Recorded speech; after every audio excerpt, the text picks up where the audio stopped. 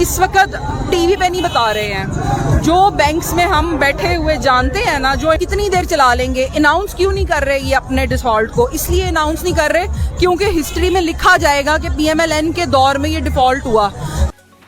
Ladies and gentleman, आप देख रहे हैं हमारा यूट्यूब चैनल जी सोशल। नाज़रीन, हम आपको एक बैंकर की गुफ्तगू सुनाने जा रहे हैं। खातून बैंकर जो पाकिस्तान तहरीक इंसाफ के प्रोटेस्ट का हिस्सा हैं, और उन्होंने अभी क्या गुफ्तगू की, और चूँकि वो माशरतदान हैं, बैंकर हैं, तो उन्होंने जो तज्ज़िया पेश किया उसके मुताबिक पाकिस्तान इस वक्त डिफ़ॉल्ट कर चुका है।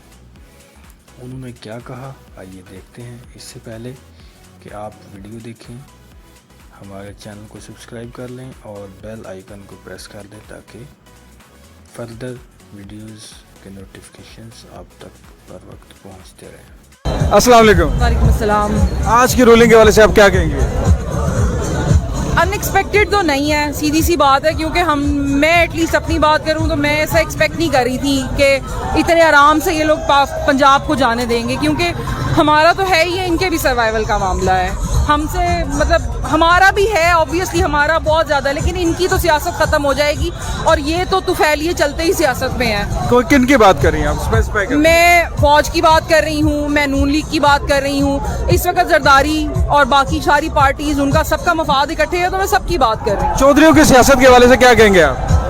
देखिए, चौधरियों की सियासत में चौधरी शुजात जो हैं वो मरने से पहले अपने लिए कालक मुंह पे मल गए हैं, वो मर गए हैं। बाकी डेंट तो पड़ेगा चौधरियों की उसको सियासत को डेंट तो पड़ेगा। मोस्ट प्रोबेबली खान साहब को, मूनस को खुद लॉन्च करना पड़ेगा, मेरे ख्याल शायद उसको हम एक्सेप्ट ना करें। पिछले हालिया दिनों से जितनी भी पॉलिटिकल इंस्टेबिलिटी की वजह से पाकिस्तान में जो डॉलर है वो बतदरीज बढ़ता जा रहा है। आपको क्या लगता है कि अब आने वाले दिनों में इस इंस्टेबिलिटी की वजह से पाकिस्तान के हालात कैसे होंगे? मुझे आप लेमैन नहीं समझ सकते, मैं बैंकर हूँ, मेरी डायरेक्ट डीलिंग है इसके साथ, डॉलर के मामला के साथ। ये इस वक्त टीवी पे नहीं बता रहे हैं। जो बैंक्स में हम बैठे हुए जानते हैं ना, जो इम्पोर्टर्स के साथ गुजर रही है, अभी पिछली गवर्नमेंट का जो पॉलिसीज़ थी ना, अभी उनका कमाया हुआ लोगों के पास था, लोगों के पास शॉक एब्जॉर्ब करने की कैपेसिटी थी। वो शॉक एब्जॉर्ब करने की कैपेसिटी आहिस्ता आहिस्ता डिप्लीट हो रही है। दूसरी तरफ ये हो रहा है कि बैंक्स ने पेमेंट्स रोक दी हैं। जब पेमेंट्स रुकेंगी ना तो माल आना बंद हो जाएगा। एलसीज ओपन नहीं हो रही, ओपन नहीं होंगी, एलसीज तो फिर ओपन हो रही हैं। आपका बहुत ज़्यादा इंपोर्टर ऐसा है जो एलसी पे काम नहीं करता, उसकी पेमेंट बाहर नहीं जा रही। जब उसकी पेमेंट नहीं ना जाएगी, उसकी शिपमेंट नहीं आएगी, तो आपका आने वाले दिनों में डिमांड एंड सप्लाई का इतना बड़ा क्राइसिस आने वाला है कि आपकी सोच भी नहीं जा सकती। चलिए, आपके प्रोफेशन के रिलेटेड अच्छा कि आप बैंकर हैं, और मुझे ये बताइएगा कि आपको क्या लगता है कि इस वक्त हमारे पास जो इम्पोर्ट बिल है, क्या उसको पे करने के लिए पाकिस्तान के स्टेट बैंक के पास पैसा पड़ा है? नहीं पड़ा हुआ। आप ये देखेंगे, मैं अब आज की सिचुएशन से अपडेटेड नहीं हूँ। 8 बिलियन का रिजर्व बाकी था हमारे पास, 8.2 का। बिल्कुल ठीक है, 8 बिलियन के रिजर्व में से फिक्स कितना है? आप कितनी देर चला लेंगे? अनाउंस क्यों नहीं कर रहे ये अपने डिफॉल्ट को? इसलिए अनाउंस नहीं कर रहे क्योंकि हिस्ट्री में लिखा जाएगा कि पीएमएलएन के दौर में ये डिफॉल्ट हुआ। ये सारी उम्र इससे निकल नहीं सकेंगे, इन्हें कई साल लगेंगे इस शॉक से निकलने में।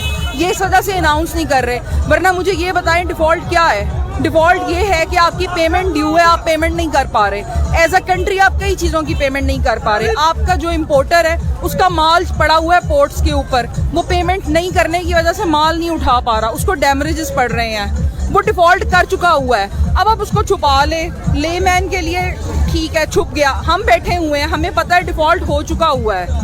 पाकिस्तानी अवाम के लिए अवेयरनेस के लिए क्या मैसेज देना चाहेंगे? जो कि आप बैंकर हैं, आपका प्रोफेशन है, आप आसान अल्फाज में उनको कैसे समझाएंगे कि आज की सिचुएशन क्या, हमारी मुआशी हालात की क्या सिचुएशन है? मैं किसी को कुछ नहीं समझा सकती, मैं सिर्फ अवाम को कह सकती हूँ कि निकल सकते हैं ना तो निकल आए।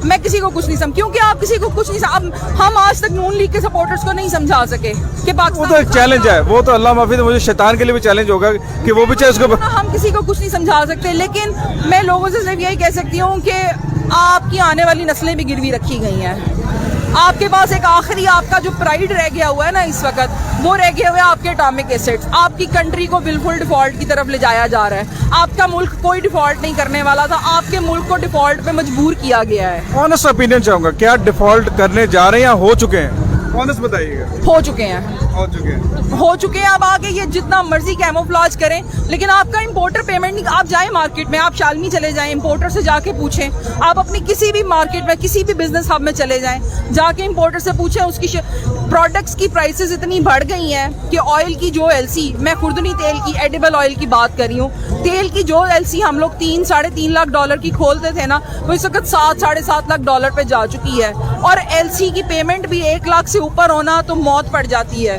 हम पेमेंट नहीं कर मिफ्ता इस्माइल जिस तरह से ये इकोनॉमी को चला रहे हैं, क्या आपको लगता है ये वाकई वजीर खजाना है? चला रहा, वो डुगडुगी लेके ना बंदर का तमाशा कर रहा है। वो इकोनॉमी नहीं,